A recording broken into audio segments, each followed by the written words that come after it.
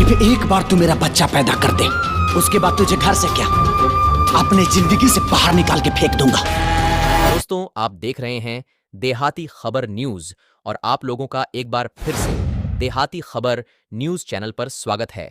आज 9 तारीख है और आज खेसारी लाल यादव और यामिनी सिंह का प्रेम की पुजारान फिल्म रिलीज हो रहा है।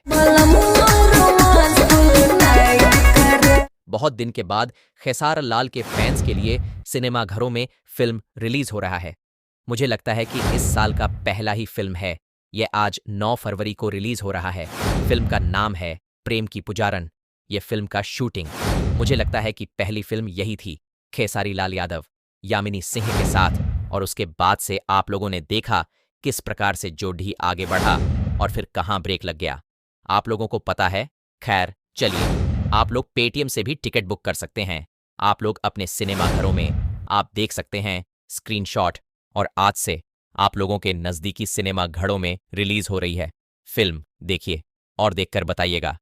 वैसे मैं भी कोशिश करूंगा इस फिल्म को कवर करूं। बाकी देखते हैं, मैं मिलूंगा आप लोग नए वीडियो में। तब तक के लिए जय हिंद, जय भोजपुरी।